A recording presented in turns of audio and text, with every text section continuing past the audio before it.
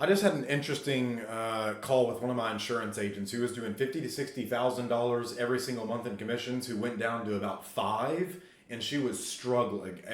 In the blink of an eye, just almost wiped out. Have you ever met anyone like this? Like they're doing so well, then all of a sudden, just boom, they Robert Downey Jr. themselves.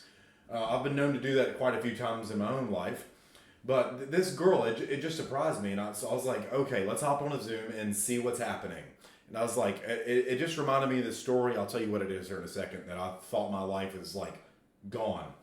And it was when I was cussing in the closet, nearly cost me my life. But this girl went from 50 to 60K a month in commissions down to 5 to 6,000. She was like, Mason, I don't know what's going on. So we get on the Zoom call. I was like, what the hell happened? Like, you were one of my best students. Everything's going well. It's like, what's going on? What did you do? Like, did something happen to you? Did someone take your cake?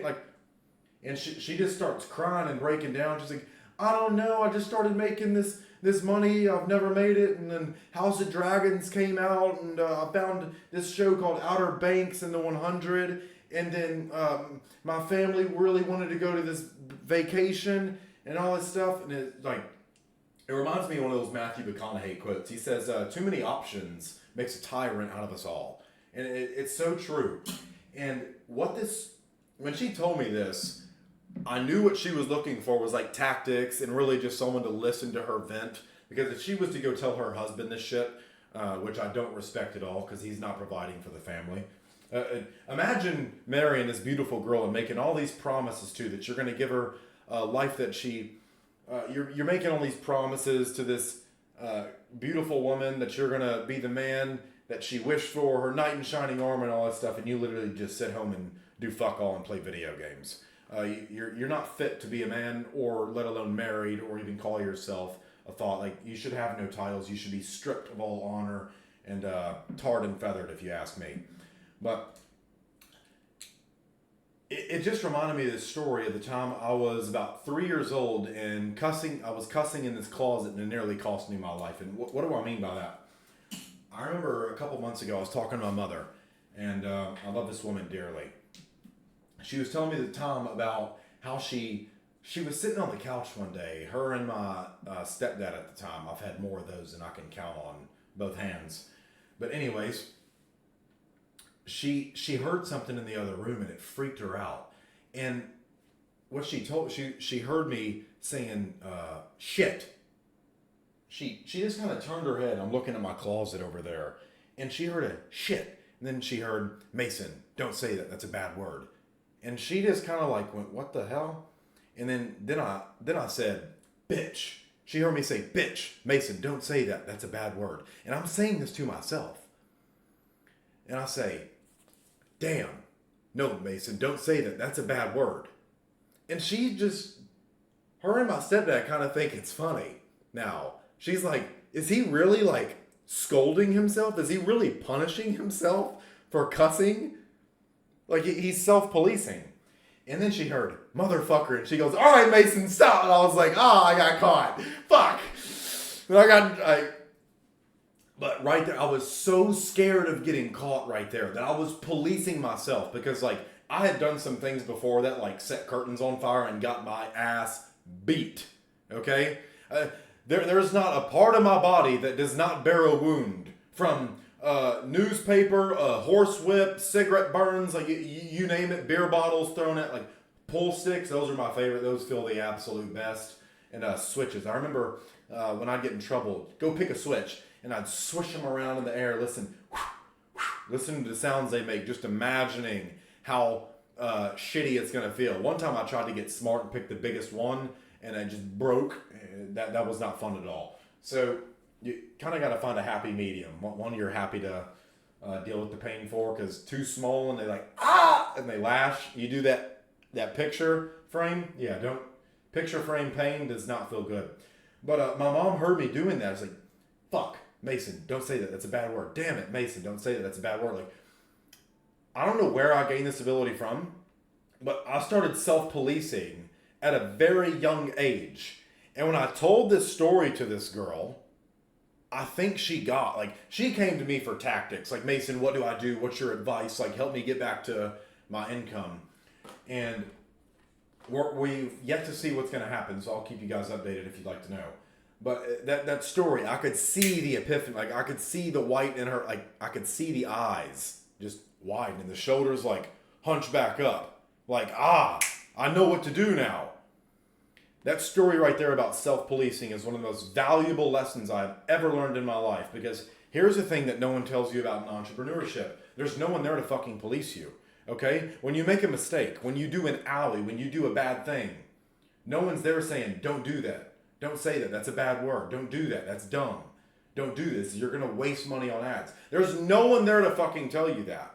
Okay? And so until you develop the ability and the pattern recognition to become self-aware of all the shit you do that does not make money, sitting around watching House of Cards or fucking Bridgerton like a loser, like that stuff's not going to pay the bills. Okay? And no one's going to be there to tell you, like, hey, stop doing this. It's stupid. I'm not saying you're a stupid person, but if you're telling me I want to get back to $60,000 a month, anything that you do that's stopping you from getting back to your normal, I believe is stupid. Okay? And I don't believe you're a stupid person. Tap yourself on the chest real quick. Say, I am smart. Okay? If you truly believe that, you would do it with me. Let me know if you did it in the comments. Like, that simple story of a 4-year-old self-policing from cussing in the car. I thought when I got caught, I was going to die. Like, punishment for me was like, there was a time I remember my mom saw me do something through the window, and I knew she was on to me. And she came in the house. I was always a quick thinker, though. I don't know. Someone's told me I'm claircognizant. Answers just seem to come to me. My mom always was bewildered when I'd sleep through school. Teachers would tell my mom I slept through school, but I still got straight A's. I don't know. I don't know where that comes from. My brain's just weird. Okay? I don't know why some answers just come to me. I'm an intelligent person who's done a lot of stupid shit. You ever met any of those people? My mom reminds me all the time. You were so intelligent, but you did some of the stupidest shit. I did something stupid one day, and my mom saw. My stepdad saw as well. And he's out in the garage, and I see him chug it. I see him chug his Busch Light and fucking slam the empty can down after he crushed it. I was like, And my mom, like, she knew what he was going to do to me. She says, I'll take care of it. And she comes in there. She was still going to beat my ass. She was still going to whoop me. And so I developed the bright idea. I said, you know what? I'm going to whoop myself. And so I grabbed my scruff of my shirt and I said, Mom, don't worry about it. I got it. And I started spanking myself, like, hard enough for, like, it to be convincing, but she still didn't buy it. She still beat my ass, but she thought it was funny. Like, A plus for fucking creativity right there, my friend. But there's another example of that self-policing, okay? I just didn't do that one in time, and it came back to bite me in the ass, because that is what will happen if you do not self-police, okay? Or if you self-police too late. You will cross a boundary, and life will punish you for it. Your customers will punish you for it. You will do something, and you will break the trust and rapport that you have with these people. Because understand, they're buying a character, especially in info products or anything like that. When you're selling advice or info, anything like that that's not a tangible product, they are truly latching onto the character. Because the info goes by very quick. Once you learn something, you can't unlearn it. So what makes you stay? The character, the relationship you have with these people. And so while I'm also doing this to, full transparency, build a relationship with you, these stories that you can, like, laugh about with me, but it's something I know some of you at some point, if you're my ideal customer, you will resonate with, because I know you.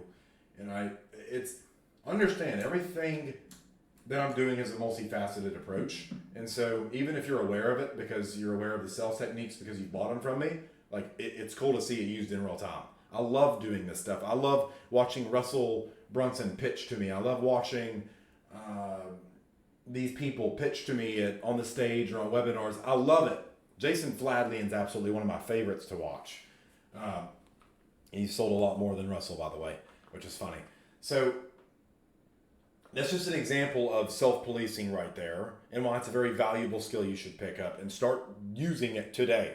See, what is something I need to stop fucking doing right now to get my life where I want it to be? Maybe I should not be watching fucking someone else live their dreams on a TV while I'm living a fucking nightmare. If you're doing that, you're not stupid. So stop doing stupid shit. Okay? Quit cussing in the closet, my dear friend.